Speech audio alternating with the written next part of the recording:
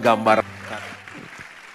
Oke, thank you Pastor Owen dan semua teman-teman yang mempersiapkan acara ini. Thank you juga untuk semua yang sudah mau datang. Saya itu setiap hari ngedoain jemaat. Saya bilang Tuhan, pertemukan para single dengan calon suami, calon istri yang terbaik dari Tuhan tepat pada waktunya. Dan menjadi beban kami juga saat para orang tua minta anak-anaknya diperkenalkan. Sebetulnya menjadi single itu bukan menjadi sesuatu yang aneh atau nggak normal menjadi single itu. Sehingga waktu saya lagi sabbatical saya berpikir saya belum pernah ngobrol langsung sama para single. Tapi kok waktu saya lagi doa kok ini kuat ya, saya kayaknya pengen ngumpul deh. Karena seringkali hal ini kalau dibawakan di keluarga bisa sifatnya pressure. Lu sih gitu kan. Tapi di mana tempat yang aman, di mana kita bisa cerita apa adanya dan saya bisa menampung. Dan sebagai gereja apa sih yang kita bisa buat untuk teman-teman single. Memang tantangannya bagi kami banyak. Oh ini kita lagi dijodohin atau apa? Enggak sama sekali. Jadi tujuannya kenapa kita kumpul. Karena saya pengen sharingnya sedikit karena teman-teman ini saya rasa udah maha pinter sih yang di sini ya. Tahu jangan-jangan karena saking kepinteran orang juga takut sama kita. Tapi saya cuma mau sharing sedikit, lalu lebih kayak ngobrol aja. Itu yang pertama. Yang kedua adalah kenapa saya bilang tolong siapin makanan supaya kita bisa mingle, bisa berbaur, lalu ngumpul. Karena kadangkala dari satu departemen dengan departemen lain, kebaktian 1, 2, 3, 4, 5 nggak saling ketemu gitu. Memang bisa ada kendala, oh ya umur beda, status sosial beda dan lain-lain. Tapi menurut saya nanti deh kalau mau tanya cerita kisah kita berdua, Pastor Owen, Pastor Evelyn, saya nggak tahu apakah event ini nanti bisa berlanjut, bentuknya seperti apa, kami butuh masukan.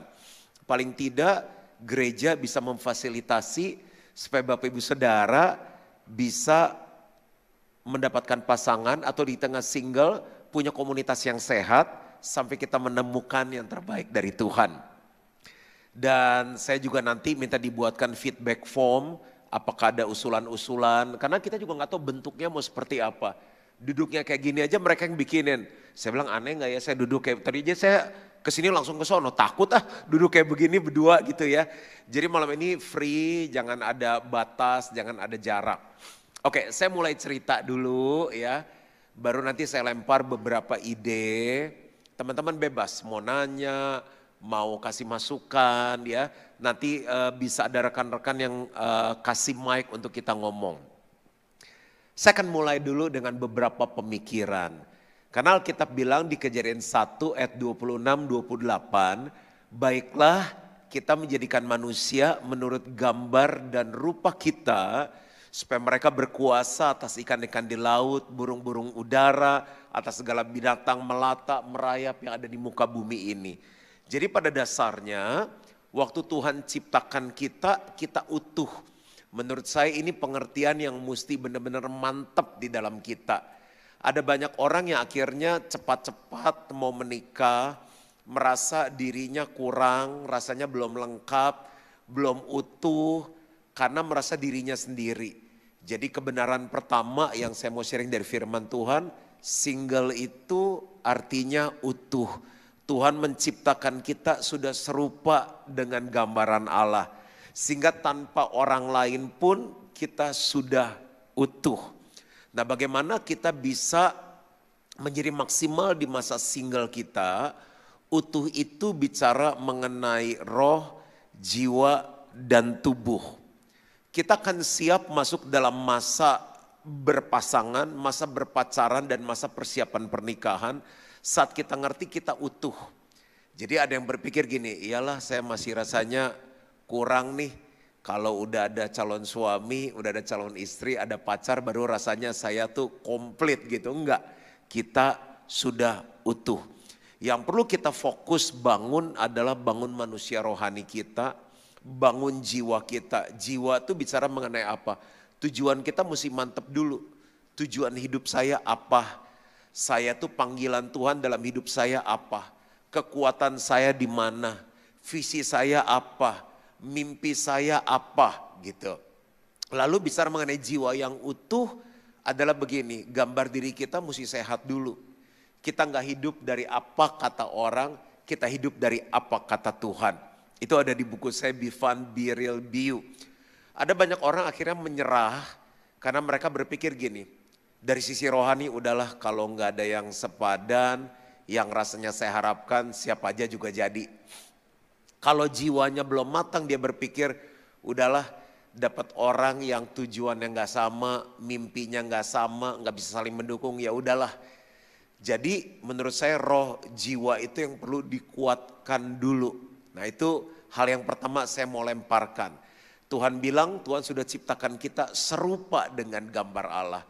Jadi jangan pernah kehilangan gambar diri karena kita single. Mungkin ada yang tanya, kalau sampai akhirnya single selamanya oke enggak? Ya kalau punya kerinduan menikah boleh, tapi kalaupun single selamanya itu bukan sesuatu yang salah. Kebenaran yang kedua yang saya mau lemparkan sama teman-teman semuanya. Firman Tuhan bilang gini, hukum yang terutama dan utama, kasihlah Tuhan Allahmu dengan segenap hati, jiwa, kekuatan dan akal budi. Lalu kasihlah sesamamu manusia seperti dirimu sendiri. Nah, dalam masa persiapan single menuju ke pernikahan yang paling penting adalah mengasihi Tuhan. Waktu kita mengasihi Tuhan, kita akan sanggup mengasihi pasangan kita. Ada banyak orang menikah, ya buat apa ya kita buru-buru dapat pasangan tapi pernikahan kita nggak bahagia. Mendingan kita mantap dulu. Nah orang kalau nggak merasa dirinya utuh, nggak percaya dirinya utuh, dia menikah berharap untuk disayang, dipenuhi kekurangannya sama orang lain. Tapi kalau kita utuh, kita masuk pernikahan dengan sebuah tujuan, saya menikah untuk memberi, untuk mencukupi, untuk melengkapi, untuk melayani pasangan saya. Nah itu adalah hukum yang terutama. Kasih Tuhan Allahmu dengan segenap hati, jiwa, kekuatan, akal budi. Kasih sesamamu seperti dirimu sendiri. Kalau kita belum bisa mengasihi diri sendiri, merasa kosong, aduh HBL nih, haus belayan laki-laki. Ya tentu kan ada bahasa kasih yang ingin digandeng, dipeluk. Saya gua kadang gitu sama istri saya, gandeng dia, peluk dia. Tapi gimana caranya sekarang belajar hidup sendiri dengan rasa utuh. Makanya Adam itu dapat pasangan waktu dia tidur nyenyak. Dia nggak pusing yang lain karena dia kejar tujuannya Tuhan. Kalau kita baca, Adam nggak pernah rasa aduh jodoh saya siapa ya. Dia sibuk mengejar tujuan hidup. Tuhan bilang ini ada binatang, ada hewan, kamu kasih nama. Kamu kasih nama, kamu kasih nama. Dia sibuk dengan mengejar mimpinya. Nah mungkin ini dulu dua pembukaan ya yang saya coba sodorkan pemikiran. Nanti Pastor Owen dan Pastor Evelyn bisa pelan-pelan maju ke depan dan menolong saya untuk talk show ini sementara pertanyaan itu masuk. Oke, saya masuk dulu langkah berikutnya dengan cerita saya. Beberapa sudah dengar, silakan Pastor Owen, Pastor Evelyn boleh ke depan. Saya itu pertama suka itu sama lawan jenis waktu di SMP. SD sebenarnya udah sih genit juga ya. Waktu di SMP ya mungkin nggak jadi kali, cuma suka, belum berani juga, tahu diri juga. Berlanjut waktu SMA. Waktu SMA sampai akhirnya waktu saya kuliah ketemu yang saya rasa nih saya serius. Tapi ternyata cinta itu nggak bisa berlanjut. Nah itu hari saya umur sekitar 20 tahun. Nah waktu di umur 20 tahun itu bagi saya aduh rasanya udah males deh kayak gitu-gitu lagi ya. Itu hari gambar diri saya belum pulih. Minder, gak percaya diri.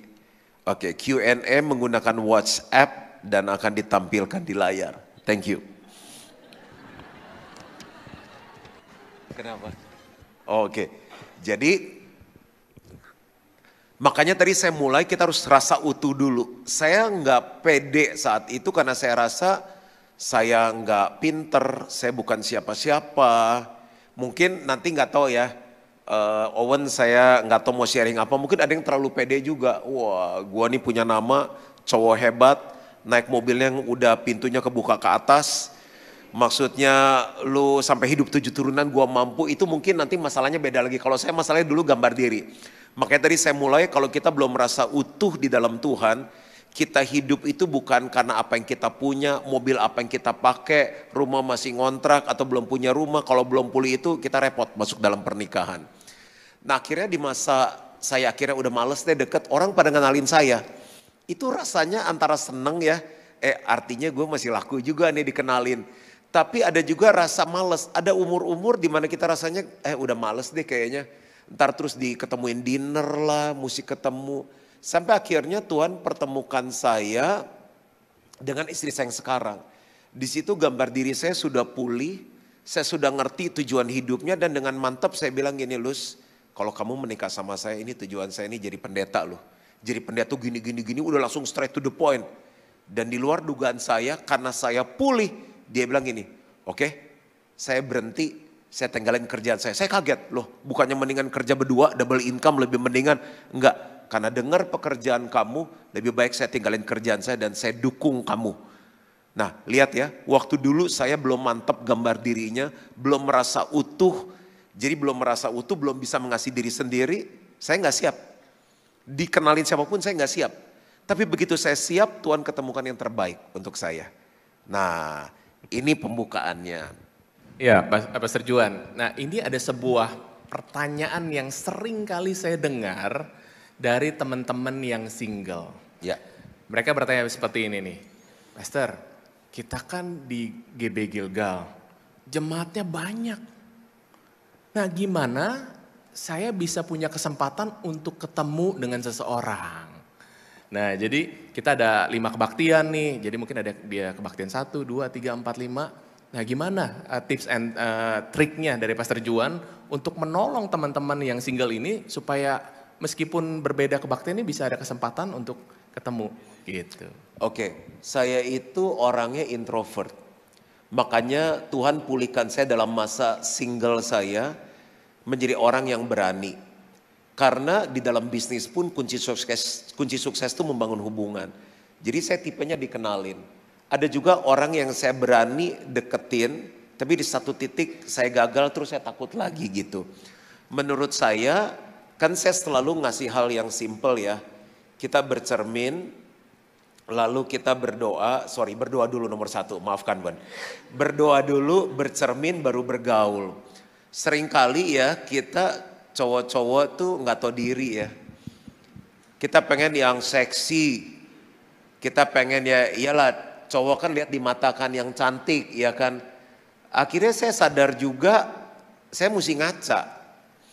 Oke, saya pengen yang begini, kira-kira saya sih bangga jalan sama dia. Iya kan yang cantik dia bangga. Dia bangga nggak jalan sama gue gitu.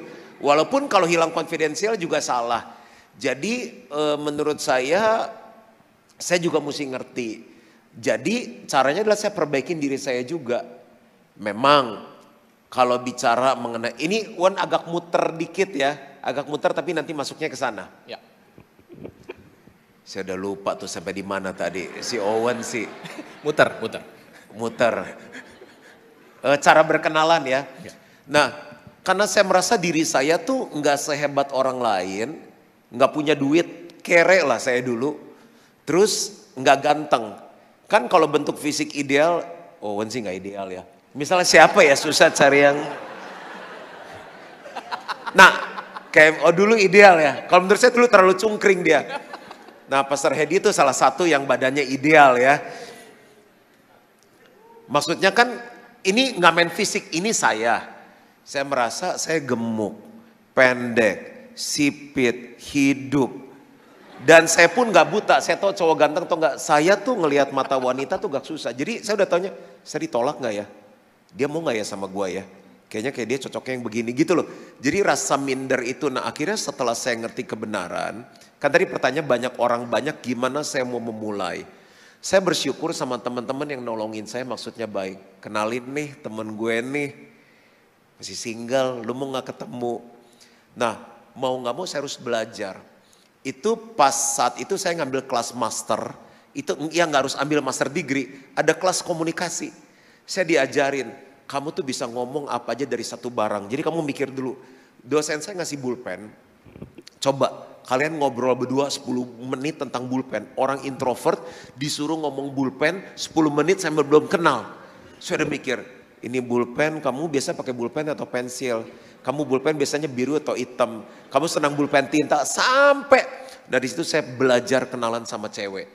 Jadi, kamu biasa kalau weekend ngapain? Nah di situ saya jadi, ini nggak melatih kita jadi playboy ya. Jadi saya pun belajar ketemu cewek. Saya nggak tahu dulu saya waktu ketemu kamu udah pintar belum? Coba Lus. Saya juga. Gimana akhirnya sampai kamu? Akhirnya aku terlalu pede. Kamu pernah melihat? Ini King Kong tuh apa deketin saya? Kan aku udah cerita bahwa aku juga, istri saya cantik nggak? Kira-kira Beauty and the Beast nggak? Nah gimana sampai kayaknya kok, apa kamu kan nih cowok nggak tahu diri juga nih. Gimana Lus, aku itu hari orangnya gimana sampai kamu tuh mau sama aku? Dulu sih dia tampangnya culun. Kan sih? Culun, karena dia kan dulu tampangnya nggak kayak begini. Jadi rambutnya belah tengah, hordeng gitu ya. Terus kumisan gitu. Terus setiap hari dia tuh pakai bajunya tuh rapi, pakai dasi kayak om-om gitu. Ya. Bagi yang mau rubah penampilan masih sempat, hoodie-nya masih ada mungkin, oke. Sampai sepatu pun dia pakai sepatu resmi gitu loh, sepatu kulit bener-bener kulit gitu. Tapi pendekatan apa yang saya lakukan Ya, sampai dulu karena memang pertama kali kita ketemu belum ada rasa apapun dan kita memang pure murni itu mau masuk family cell dulu. Jadi ya dia tiap hari, bukan tiap hari sih, jadi seminggu sekali dia jemput saya. Berawal dari situ jadi mulailah timbul ada rasa suka gitu.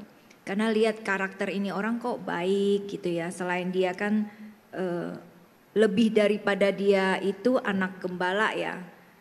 Tapi dia punya karakter yang baik dan dia anaknya tuh smart. Pinter, kelihatan pinter tapi culun gitu. Jadi menurut saya perlu, saya sampai ya untuk melaktir dia tuh ya, saya mesti nabung. Sampai satu titik, dia tuh orangnya lupaan. Kita udah jalan-jalan kemana dia lupa. Sayang, karena saya nanya, pengen makan apa? Bisa makan yang itu hari kamu ajak nggak? Yang di mana? Yang di Kemang, mateng gua. Itu kan yang mahal. Saya dengan jujur, karena saya udah pulih dulu. Saya bilang, Lus, saya nggak punya duit Lus. Bayangin lu, mau ngajak anak orang nggak punya duit. Dia dengan pede bilang, saya yang bayar. Ternyata waktu kita bisa jadi apa adanya, nggak takut ngedeketin orang mulai, timbul respect dari dia. Jadi saya bilang saya kere. Tapi daripada jadi nggak kawin-kawin atau nggak berani. Setiap kita punya kekurangan. Dia udah bilang saya culun kayak om-om rambut belahan horden. Tapi saya tahu kita diciptakan serupa dengan gambar Allah. Ada yang positif yang ternyata membuat dia tertarik. Nanti ya ingat ada kejadian apa. Nih ya dodolnya saya sampai udah ketemu mau ngomong I love you aja nggak bisa. Mau ngomong Lus, gue tuh suka sama lu. Gue pengen lu jadi pacar gue, nggak bisa, bayangin. Sampai kayak begitu, diterima juga. Nah jadi kalau yang kelas gini aja sedodolnya parah kawin. Gimana mau mulai hubungan? Mulai aja. Makanya tadi saya lihat kan, rugi menurut saya yang cewek cari cewek. Kalau gue dulu ada yang fasilitasin gitu, gue kenalan tuh kalau perlu tambah 5 menit. Karena bisa 10 cewek kan gue deketin. Jadi tadi saya bilang aduh Lus itu kenapa sama perempuan. Menurut saya langsung aja kenalin, hai nama saya Bobby, kamu siapa gitu. Kan dia gak bilang rekening lu berapa, kan gak ngomong. Kenalan aja. Jadi menurut saya gak ada cara yang lain. entah dikenalin, belajar memperkenalkan diri. Karena setelah berdoa, ya bergaul. Menurut saya karena kurang, orang sukses kan karena kurang, nggak sukses karena kurang network. Jadi bebenah diri, saya juga tahu diri, saya juga berusaha. Sampai sekarang juga saya pengen istri saya cantik, ideal saya juga mesti berusaha. Olahraga tiap hari, jaga makan, dia lagi nurunin lagi. Habis sabbatical, banyak kerjanya nggak berat, ya mulai nurunin lagi gitu.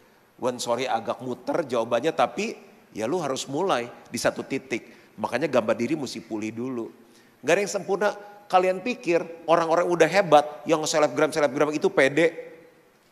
Itu khawatirnya lebih banyak lagi. Ya udah ada sepurutan nih, ya udah ada kerut. Mereka lebih gak bisa tidur dari kita. Kita ya udah tanggung lah, udah tidur aja. Tapi menurut saya hal-hal basic mesti perbaiki. Rambut ketombean, rambut minyakan, mulut bau. Itu sih harus segera menurut saya.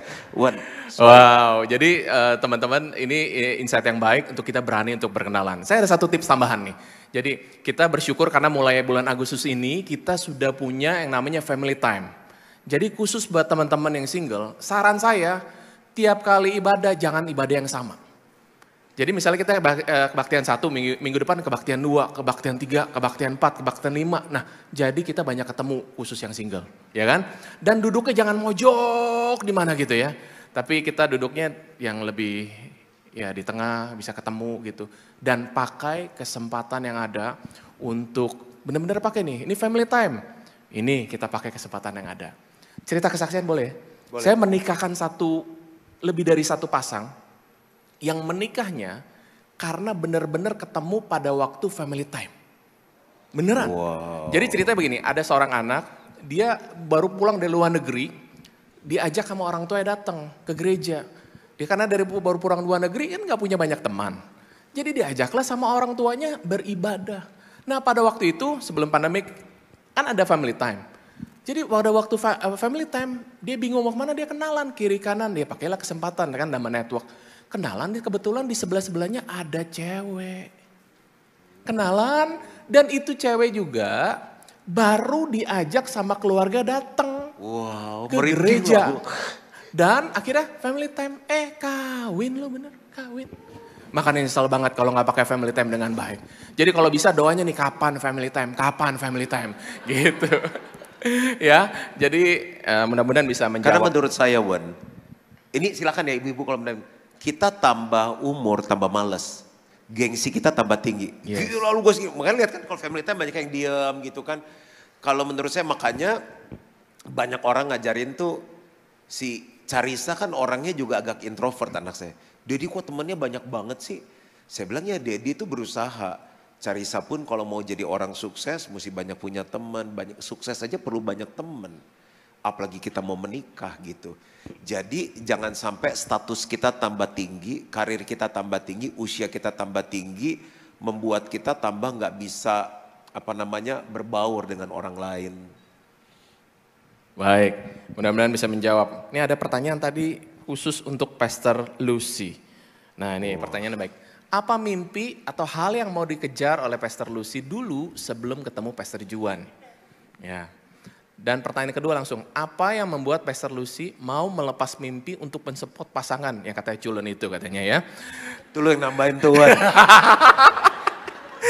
Dan sampai sekarang ada nggak mimpi yang nggak jadi dikejar? Saya jawab yang pertama dulu ya. Jadi mimpi saya dulu itu jadi wanita karir. Jadi makanya saya sejak SMP, SMA saya tuh suka lihat perempuan-perempuan gitu ya. Wanita-wanita pakai baju rapi, terus pakai high heels, terus bawa laptop kayak gitu. Tante-tante gitu kan. Keren gitu kan. Terus kerja di Sudirman gitu kayaknya. Nah itu mimpi saya. Akhirnya selesai sekolah, saya kuliah.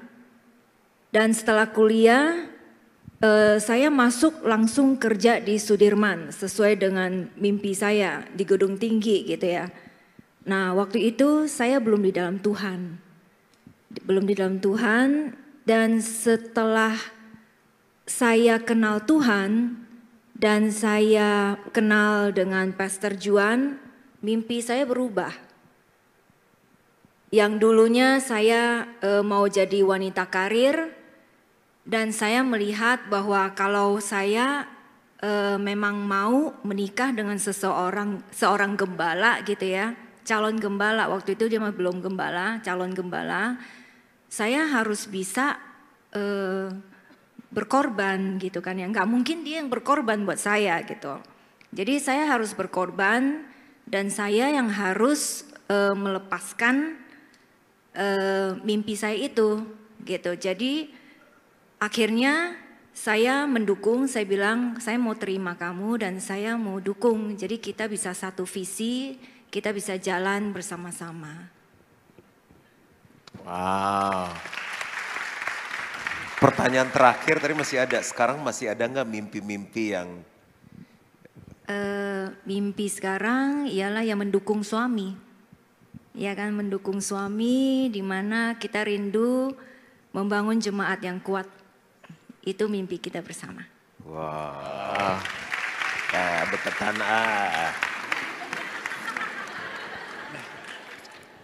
Oke, lanjut ya, ada pertanyaan. How can I check the guy is faithful enough or godly enough before we get into the relationship? Ini ke saya. Ya. Bagaimana kita memeriksa pria itu cukup setia untuk kita siap menikah? Menurut saya perlu waktu untuk mengenal seseorang. Sehingga dalam sebuah survei yang dibuat oleh para ahli pernikahan, masa persiapan nikah yang paling bagus itu 1-3 tahun. Karena kita perlu kenal seseorang. Paling gampang cek kesetiaan dalam hal-hal yang simple, tepat waktu. Bagaimana dia, kan nanti udah mulai buka tentang keuangan dan lain-lain, ya kan ikut pranikah. Bagaimana kesetiaan dia dalam mengembalikan perpuluhan kepada Tuhan. Kesetiaan dia dalam melayani. Ada banyak hal kok, apakah dia orang yang tepat janji jam 5 datangnya jam berapa. Di situ kita bisa lihat. Kita nggak bisa 100% tahu keadaan seseorang. Makanya banyak orang yang begitu nikah kaget-kaget. Hah? Lo kok gitu kan? Ada hal lagi yang bisa menolong adalah masuk di dalam family cell. Karena di situ kita bisa lihat bagaimana dia deal dengan orang lain. Karena kalau orang pelit langsung ketahuan dia pelit. Orang nggak tanggung jawab langsung ketahuan lewat tanggung jawab. Ke orang lain, kalau dia gini, orang punya integritas atau setia itu perlakuannya terhadap semua orang sama. Orang di bawah sama, di sekeliling dia sama, di atas dia sama. Jadi menurut saya itu sih. Perlu waktu untuk mengetes kesetiaan seseorang. Baik, jadi kita perlu mengenal lebih jauh sebelum kita memutuskan untuk relationship yang lebih dalam lagi. Baik, Pastor Juan, ini ada pertanyaan lagi. Menurut Pastor Juan, apa artinya jodoh? Apakah ada satu orang yang disiapkan untuk kita, si A untuk si B untuk si A? Oke, menurut saya ada istilah gini, jodoh datangnya dari Tuhan. Ada yang benar, ada yang tidak benar. Kalau jodoh itu dari Tuhan, berarti Owen sudah disiapkan untuk Evelyn. Evelyn disiapkan untuk Owen. Misalnya pada hari pernikahan, Owen belum mengenal Tuhan, belum ada di gereja, masih nakal, dia nggak akan menikah dengan Evelyn. Berarti apa yang saya percayai dari Tuhan, ini bertentangan. Kayak mana ayam dulu sama telur, telur dulu atau ayam. Kalau saya percaya Tuhan ciptakan ayam, ayam ada telur, telur ada ayam. Nah demikian juga yang saya percaya dalam hal apakah benar jodoh disiapkan Tuhan. Saya cuma percaya Tuhan kasih kita kehendak bebas. Jadi begitu kita lahir, Tuhan kasih garisnya. Kamu cari yang satu iman. Karena terang dan gelap gak bisa bersatu. Lalu dari situ Tuhan akan tuntun kita menemukan. Nah enggak setiap orang punya kepekaan. Nah kalau misalnya dia masih di level anak-anak, oh ini kelihatannya dari Tuhan, ternyata meleset 30%. Satu orang salah kawin, bisa 10 orang salah kawin. Misalnya dalam hal mimpi aja banyak orang mengira, kayak dulu misalnya Omem berpikir dia mau jadi dokter atau mau jadi tentara, akhirnya sekolahnya ekonomi dan jadinya pendeta. Saya dulu berpikir mau jadi mau jadi pebisnis, udah sekolah ekonomi, di tengah-tengah Tuhan panggil. Kenapa Tuhan nggak panggil dari awal? Saya langsung sekolah pendeta dari awal. Karena level kepekaan saya belum nyampe sampai ke situ. Dari situ Tuhan arahkan untuk saya menjadi pendeta, tapi ilmu saya di bisnis saya pakai untuk mengelola organisasi gereja ini jadi baik. Nah, kalau dalam pernikahan, oh ya dulu kita masih belum gitu mantep sih ngerti. Jadi saya pilihnya Evelyn. Ternyata setelah 3 tahun saya jalani, yang saya rasa dari Tuhan adalah Jennifer. Loh kacau dong, berarti ada orang salah-salah. Jadi jawaban untuk pertanyaan ini adalah setiap kita dikasih kehendak bebas. Dan Tuhan sudah memberikan garis-garis pilih jodoh itu yang seperti apa. Dan kalau kita siap, Tuhan juga pertemukan dengan orang yang siap. Ini kalau dibahas di debat nggak akan selesai karena di teologi ada yang bilang gini, pokoknya Tuhan bicara secara jelas, nggak ada yang salah, ada banyak yang seperti itu. Karena yang namanya Tuhan bicara, orang Tuhan yang bicara sama dia, kok lu ikut campur kan? Tapi ada banyak yang bilang Tuhan bicara itu jodohnya cerai. Nah dibalikin tuh, lu bilang Tuhan bicara, kok lu cerai? Jadi apa yang saya pegang, Tuhan kasih kehendak bebas dan kita bisa memilih. Begitu salah pilih, kita tanggung jawab. Kalau pilihnya benar, surga seumur hidup, salah pilih, neraka seumur hidup. Semoga menjawab. Oke, ini ada pertanyaan dari untuk Pastor Lucy. Ya, Pastor Lucy. Gini biar bisa ngeliatin dia jawab. Saya mau tanya, bagaimana Pastor Lucy bisa yakin bahwa Pastor Juan adalah yang akan menjadi suami Pastor Lucy? Wah dalam nih. Dulu waktu kita pas udah kenal, jadi nggak lama setelah itu kan berapa bulan ya kita jadian. Nah setelah menyatakan bahwa ya maksudnya menyatakan cinta gitu ya. Jadi langsung Pastor Juan ajak untuk kita ikut pre-married. Nah di pre-married itu kita belajar untuk saling terbuka. Dan sebelum pre-married ya, sebelum pre-married, jadi kita ada waktu kalau nggak salah 1 bulan kita nggak ketemu, tapi di mana kita berdua sama-sama kita berdoa 2 bulan ya. 18 Desember 2020, saya ngomong cinta sama kamu. Oke. 2002, sorry. 2020 siapa ya? Oke, setiap yang bukan dari Tuhan aku tolak. Kita lupa doa lu tadi mulai pertemuan ini. 18 Desember 2000 saya nyatakan cinta. Yeah. Terus saya bilang, yuk kita ambil waktu doa. Saya udah lama kerja nggak cuti. Sekaligus kita saat teduh. Baru di bulan Februari itu. Iya, kita ambil 2 bulan untuk kita sama-sama kita berdoa. Jadi 2 bulan itu kita nggak ketemuan. Kita masing-masing kita berdoa. Dan dia menantikan, masing-masing kita menantikan, maksudnya menantikan jawaban gitu loh, apakah mantep atau tidak untuk menjadi calon istrinya. Nah 2 bulan itulah saya bergumul dan saya puji Tuhan saya punya saudara, kakak saya, karena waktu itu saya tinggal dengan kakak saya. Jadi saya minta mereka untuk dukung doa dan mereka juga dukung dalam doa untuk saya. Dan bagaimana kita doa sama-sama dan mereka juga sebelumnya melihat karakter Pastor Juan dan mereka juga bawain dalam doa. Ada beberapa pertimbangan memang di dalam doa itu, yaitu pertama dia itu calon gembala. Apakah saya bisa mendampingi dia? Itu pergumulan saya yang pertama. Apakah saya bisa mendampingi dia gitu loh. Yang kedua, apakah saya bisa satu visi sama dia gitu. Yang ketiga dia bilang saya nggak punya apa-apa loh, dia bilang. Terus waktu itu dia bilang gaji saya sekian gitu, dimana gaji saya lebih tinggi dari dia gitu kan waktu itu. Nah ini ketiga hal ini jadi bahan pergumulan saya dan saya juga cerita ke kakak saya, saudara saya, mereka juga bawa dalam doa. Memang ada istilahnya keraguan pertama ya.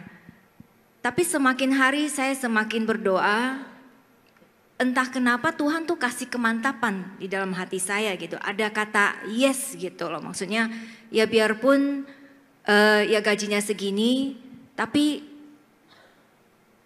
istilah Tuhan pasti mencukupkan semuanya. Dan hal yang pertama, apakah saya bisa mendampingi dia sebagai istri gembala gitu. Waktu itu karena kenapa saya ini jadi pergumulan berat buat saya, karena saya baru kenal Tuhan. Saya sebelumnya itu tidak kenal Tuhan. Jadi agama lain, pas kenal dia, saya baru kenal Tuhan. Nah itulah yang menjadi pergumulan saya. Tapi Tuhan satu-satu Tuhan bukakan, dan saya juga belajar grow. Dulu namanya SPK, New Life, segala saya ikutin. Hari demi hari Tuhan tuntun sampai 2 bulan itu Tuhan kasih kemantapan di dalam hati saya bahwa iya saya bisa dan saya mau, gitu loh istilahnya. Wow. Thank you. Jadi sebetulnya di family time juga, di grow bisa ketemu juga calon-calon yang Banyak itu lebih kesempatan. tersaring lagi, yang lebih cinta Tuhan. Mantap. Kita udah dengar dari Pastor Lucy, kita dengar dari Ibu Evelyn. Gimana Evelyn bisa yakin sama saya? Kok mau sama saya? Iya. Oke, kalau saya ceritanya mungkin agak sedikit berbeda karena kenapa saya mau sama Owen. Jadi kita mulai kenal sebagai benar-benar teman. Jadi kenal pertama kali tahun 98 sama-sama di kampus. Kita juga baru sama-sama kenal Tuhan, tapi baru masuk kampusnya, baru kenalnya itu di 98. Nah dari 98 kenal, berteman gitu. Jadi modelnya lebih kepada ya karena seiman, terus juga people ministry ya, ministry people gitu ya. Jadi orang-orang yang ada di dalam pelayanan, jadi juga kalau ngobrol nyambung. Jadi bisa ada rasa connect, bisa ada rasa oh cocok juga ya sebenarnya buat ngobrol. Tapi saya punya sebuah idealisme karena saya dulu tidak di Gilgal. Saya dari gereja yang lain, jadi saya bukan dari Gilgal dulunya. Nah saya punya idealisme adalah saya tidak mau menikah dengan orang yang tidak sevisi dengan saya dalam urusan pernikahan. Nah jadi kan Owen bukan dari gereja saya, jadi saya bilang kayaknya dia tidak masuk dalam hitungan gitu. Itu yang membuat saya waktu berteman dengan Owen saya merasa ya berteman aja gitu, karena saya merasa nggak ada di balik B menurut saya, tapi kan ternyata ada ya.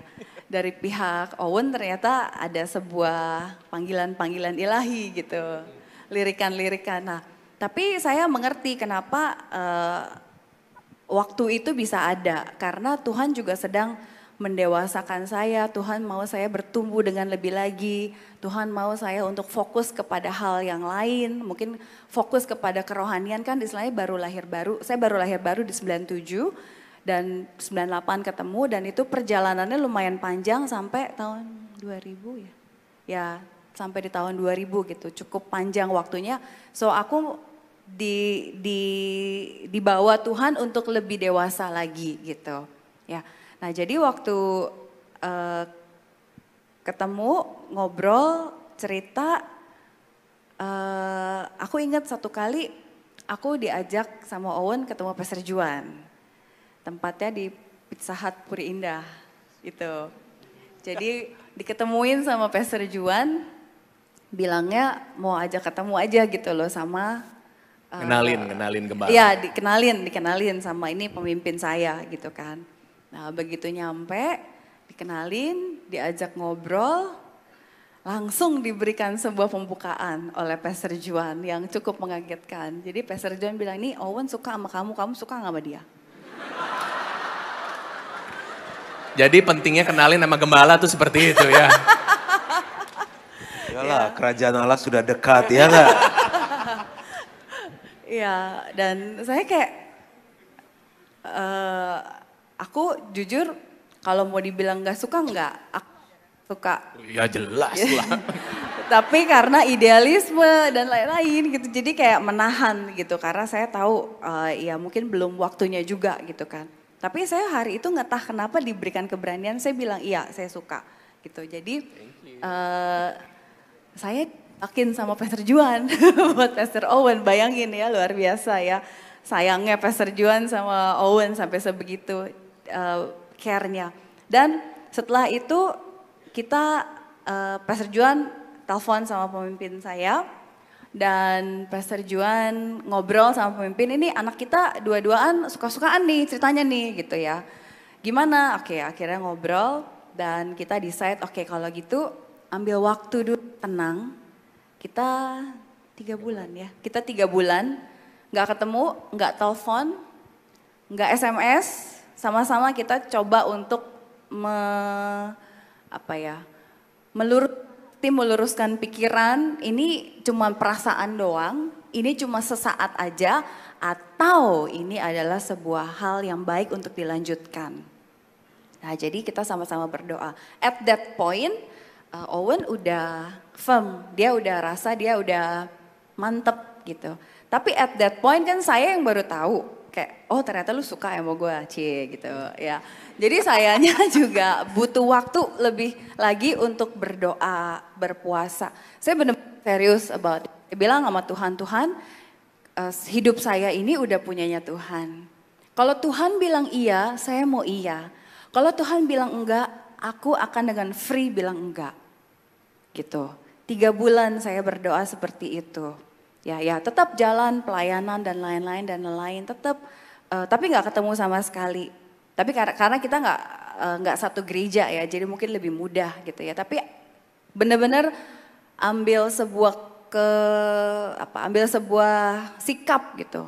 Kalau Tuhan bilang iya, saya iya. Kalau Tuhan bilang enggak, saya enggak. 1 minggu sebelum deadline, saya lagi doa persiapan mau pelayanan. Nah, waktu lagi doa persiapan lagi menyembah, nah ini saya tahu nggak semua orang bisa dapatkan ini, tapi saya bersyukur Tuhan bicara secara audible. Owen adalah suami yang aku kasih untuk kamu. Itu audible. Itu doa saya itu. Ya, 1 minggu. Saya udah bilang sama diri saya sendiri, pokoknya kalau Tuhan gak ngomong apa-apa, saya juga akan bilang sama Owen, Tuhan belum ngomong apa-apa sama saya. Kayaknya ya terserah mau dilanjutin atau, saya udah bikin skenario-nya gitu, tapi tepat 1 minggu sebelum deadline Tuhan ngomong. Dan waktu saya ngomong, saya merasakan sebuah damai sejahtera yang itu di luar pikiran gitu. Saya nggak pernah ngerasain itu, damai sekali mengalir dan saya bilang saya bersyukur Tuhan kasih jawaban doa ini. Nah itu yang membuat saya mantep, itu yang membuat saya yakin dan akhirnya setelah ketemu ngobrol kita decide oke, kamu oke, saya oke, kita langsung join ke pre-married class gitu. Thank you. Wow. Saya percaya banget ya. Sebenarnya jodoh tuh ada di sekeliling kita. Cuma yang Tuhan lagi nanti adalah persiapan kita. Karena waktu kita siap, sukses itu akan terjadi sih. Jadi menurut saya perlu bangun kerohanian kita, bangun jiwa kita. Tadi saya udah ajarin tentang tujuan, tentang mimpi, tentang gambar diri itu mesti benar-benar pulih. Waktu kita dewasa secara roh dan secara jiwa, penilaian kita mencari jodoh nggak lagi kan roh, jiwa dan tubuh. Penilaian kita nggak terbatas hanya di fisikal. Kegagalan yang saya temui dalam beberapa hal, sebetulnya ada banyak pria-pria, wanita-wanita yang lewat dalam hidup mereka. Cuma yang saya lihat kegagalan mereka akhirnya nggak berhasil karena penilaian mereka secara fisik. Aduh kerjanya kayak gitu, aduh kampungan, aduh pakai bajunya kayak begitu, aduh pakai bajunya nggak matching, semuanya fisik. Dan akhirnya saya nggak bilang dia choosy karena dia bangun hidupnya yang duniawi. Jadi cara melihatnya, cari jodohnya duniawi. Lewat di depan mata dia nggak bisa lihat gitu. Tapi coba kalau kita bangun manusia rohani, bangun manusia jiwani kita yang tadi saya ngomong di 2 hal. Begitu lewat kita langsung klek, ini dari Tuhan. Ini menyimpang tapi tiba-tiba saya keinget. Thank you Pastor Juan. Nah tapi sebelum kita lanjut, karena ada banyak sekali pertanyaan nih.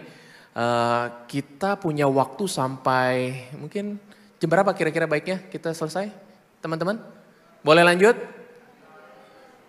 Mau lanjut? Lanjut, oke Pastor Juan kita. Oke, harusnya ada waktu yang ditetapkan. Tapi saya mau kasih waktu karena kita jarang ketemu, kita bisa ngobrol santai. Tapi harus disepakati supaya kita bisa pulang sama-sama. Dan juga nggak ada yang merasa terpaksa. Kira-kira sekarang kan jam menunjukkan jam 20:06. 20:06, kita mau selesai jam berapa? 9, 8:45, ada usul? 8:30, apakah baik? 20:30? Apakah baik 20:30? Ada ini respon? Kita coba dulu 8:30. Oke, baik. Sip. Pastor Silakan. Juan. Ya. Bagaimana kalau cinta kepada orang yang bukan seiman? Ya itu basic ya. Makanya berarti udah penilaiannya roh, jiwa dan tubuh masih di alam tubuh. Berarti penilaian dia bukan di roh dan jiwa. Ini yang kita bahaskan pernikahan Kristen bisa kawin. Cuma udah tahu Tuhan udah bilang gelap dan terang gak bisa bersatu. Baik, jadi sebelum. Yang seiman aja, saya udah cerita, Pastor Hendy udah khotbahkan, Pastor Onda khotbahkan. Yang seiman aja harus berjuang, apalagi yang gak seiman. Itu seiman pegangannya sama loh. Iya, Ya. iya. Baik, jadi sebelum ngegas, jangan pastikan kita screening dulu dengan benar ya. Baik, lanjut.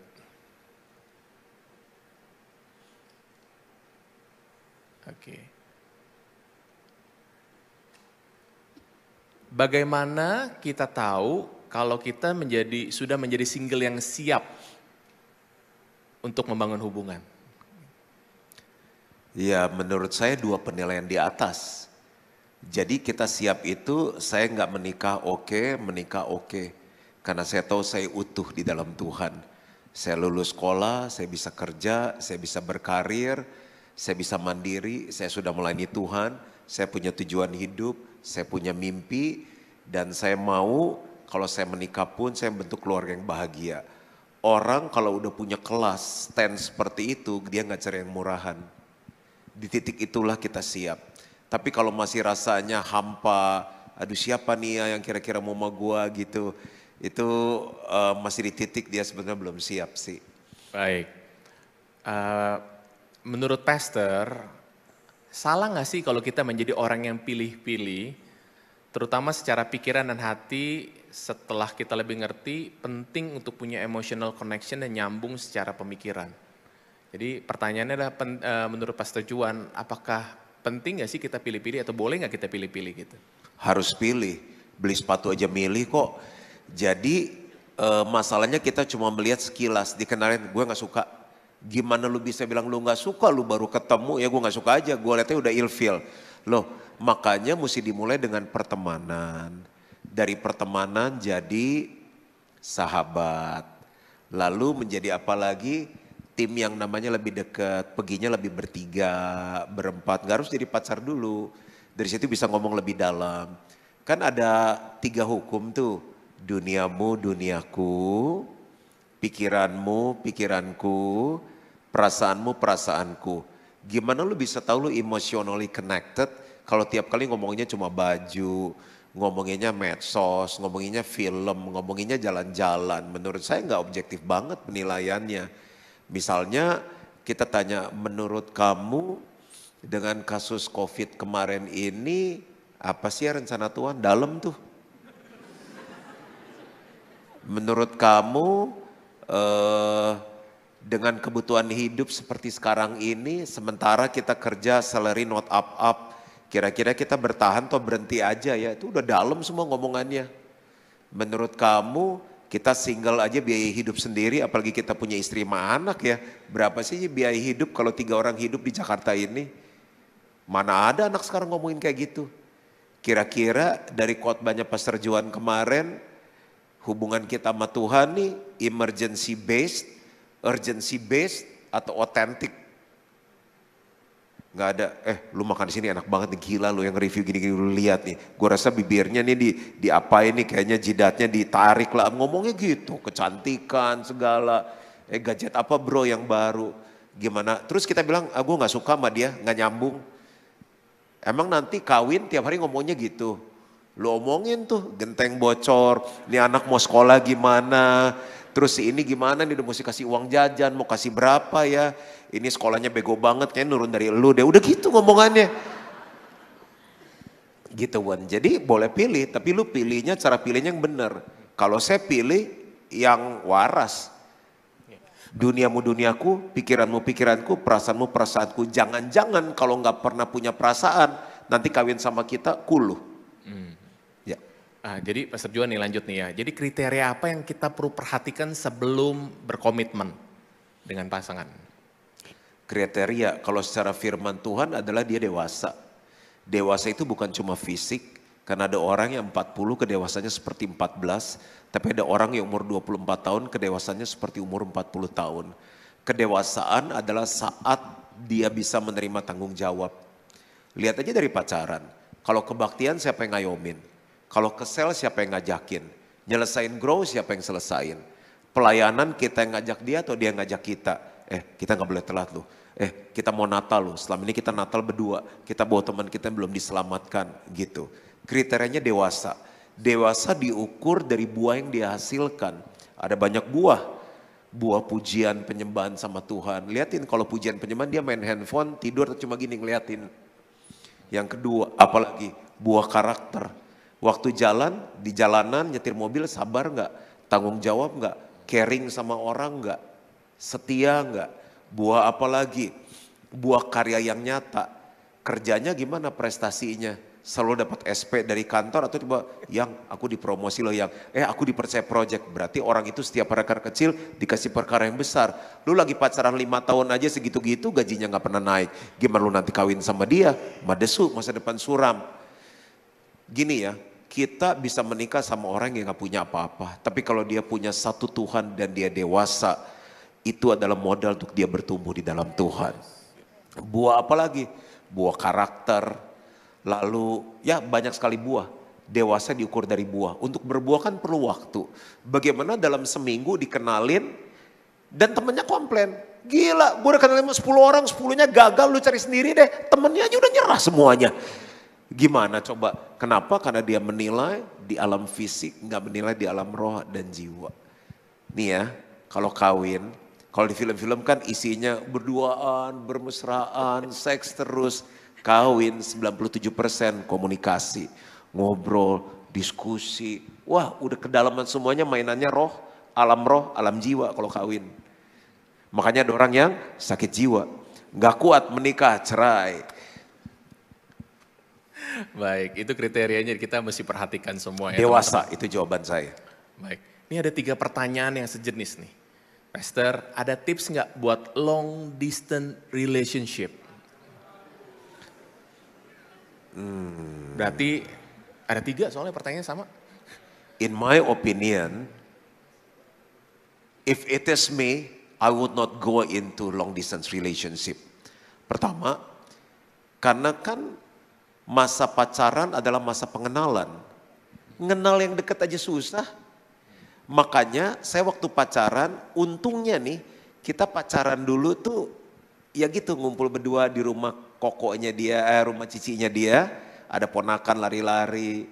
Kita diskusi ban premerit, tua banget ya. Tapi pernikahannya bisa berjalan sampai sekarang. Ada makan, ada nonton bareng. Saya bilang, Lus yang premerit kemarin diskusinya gimana nih Lus? Kita bahas dulu yang kebutuhan nih.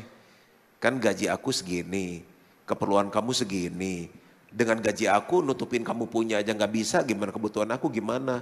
Dia sering jawab, gampang aku turunin bedak aku turunin ini. Diskusinya yang berbobot gitu. Nah jadi saya gak bisa langsung gue gak cocok sama dia. Gimana gak pernah diskusi yang dalam kayak gitu kan. Nah deket aja nih butuh pengenalan, gimana jauh.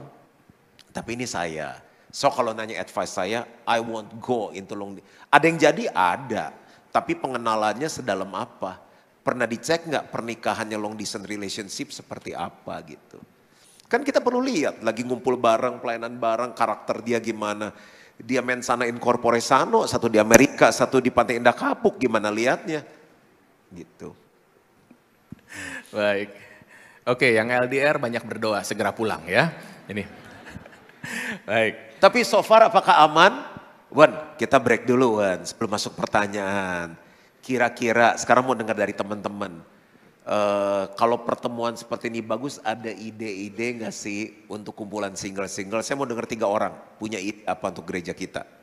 Mau kasih mic langsung? Atau? Yang mau angkat tangan kasih mic. Kan kita mau belajar.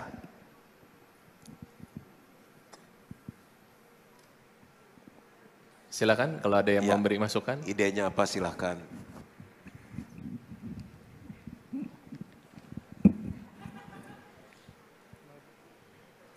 Hah? Langsung aja. Oh langsung, oke. Kalau menurut aku untuk idenya mungkin gini ya, lebih ngajarin kayak gimana sih kita punya value of love di kehidupan kita. Itu Punya sih. apa? Wan? Value of love. Value. Value of love. Karena yang selama ini aku lihat orang pacaran itu tuh kayak nggak punya value ini. Mereka cuma ngandelin yang namanya trust, kepercayaan. Memang semua orang punya itu. Tapi yang aku lihat yang lebih penting itu gimana cara kita bisa punya value of love di kehidupan kita. Itu yang paling penting sih menurut aku. Itu aja. Thank you. Oke, thank you. Masukannya bagus, terima kasih. Lagi? Baik, tadi saya lihat ada yang di sisi kanan yang angkat tangan. Boleh tolong kru, boleh tolong bantu. Ya.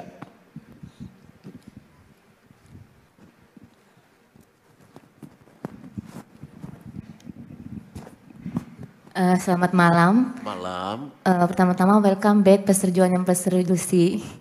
Senang sekali bisa berada di tengah-tengah kami kembali.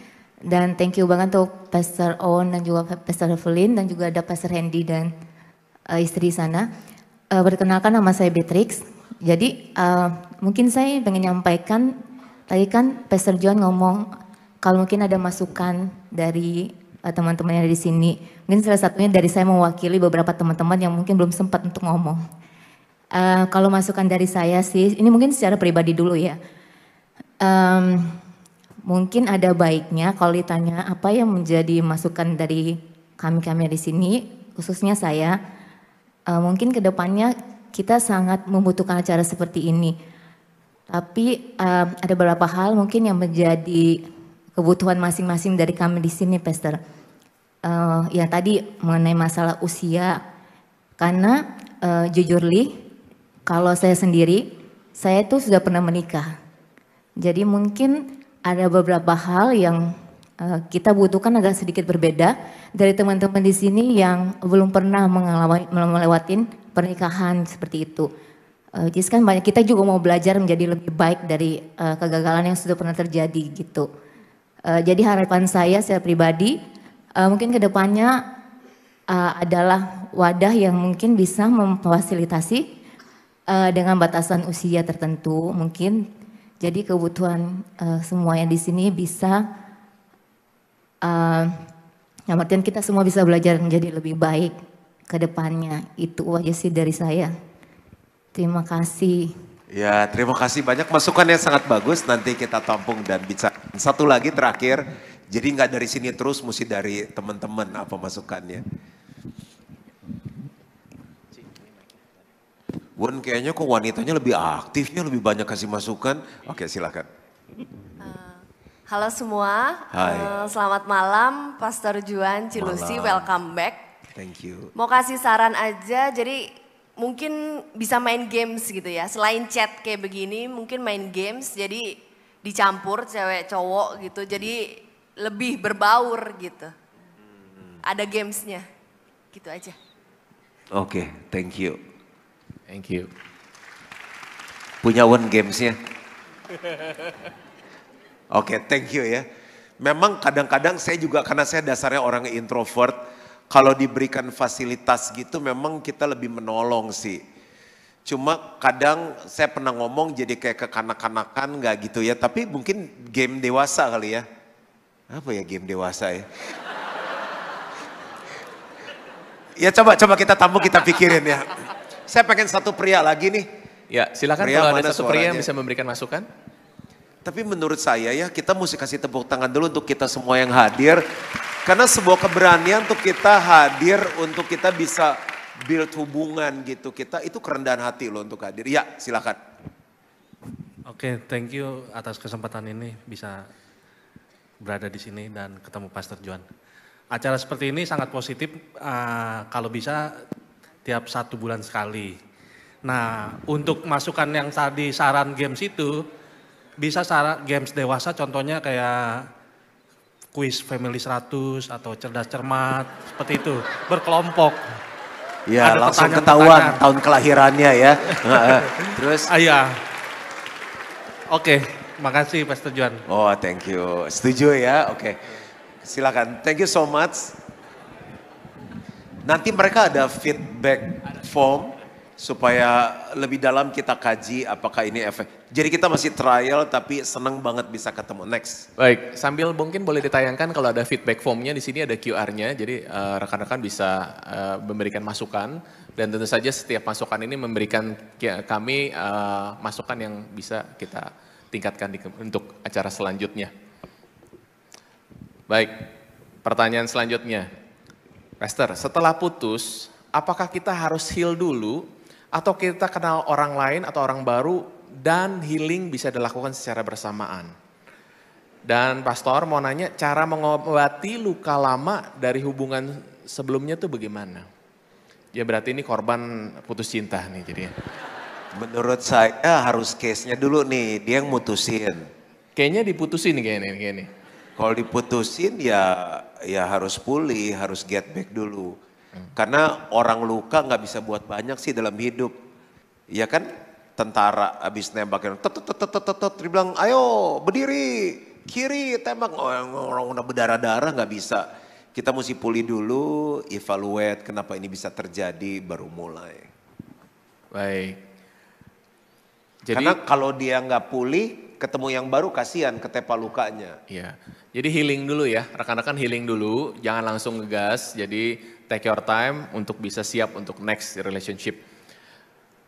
Pastor, bagaimana jika seorang pria tidak mau terbuka terhadap keuangannya, tetapi dia bilang mau jadi provider memberikan setiap bulan sejumlah uang untuk keluarga?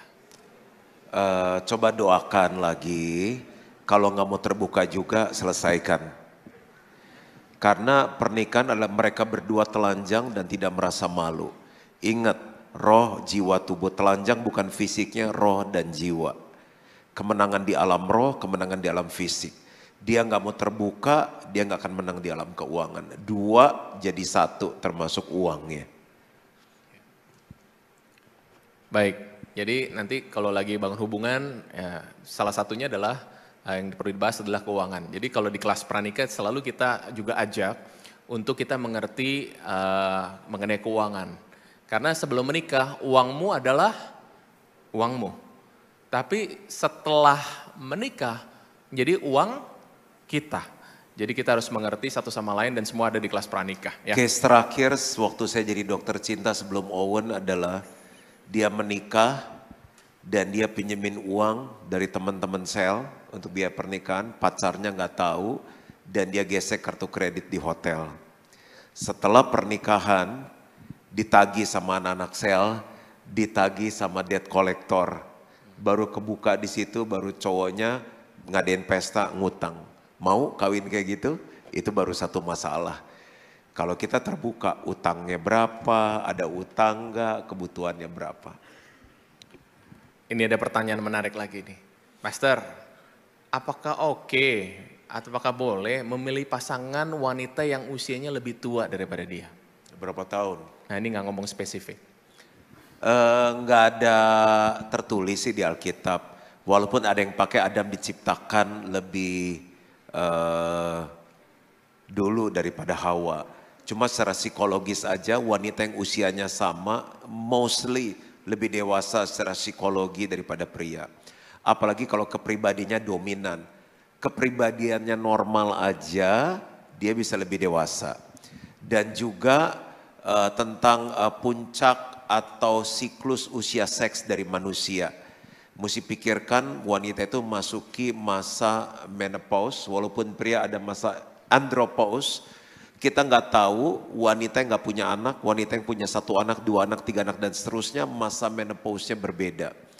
Nah, waktu kalau wanitanya jauh lebih tinggi, pria lagi ada di puncak kehidupan seksnya, dan wanita sudah di masa penurunan, yang terjadi adalah ketimpangan di sana. Ada banyak faktor. Ada yang lebih tua bahagia, ada. Ada yang nggak tahan, ada gitu. Jadi kalau ditanya usulnya gimana, kalau saya usul wanitanya lebih muda.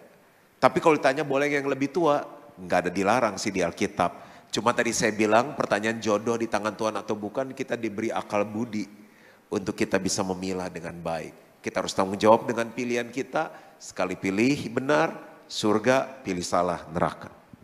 Baik ya, mungkin ada 1 atau 2 pertanyaan terakhir sebelum kita menuju ke 20-30. Ini menarik Bang. Pastor Juan, bagaimana pandangan Pastor mengenai mencari jodoh lewat online dating apps? Seperti nit gitu ya. Oke. Ya, sebut merek deh ya. Seperti Tinder, CMB, terus ada Coffee Mate Bagel, terus apa lagi teman-teman? Apa lagi ya?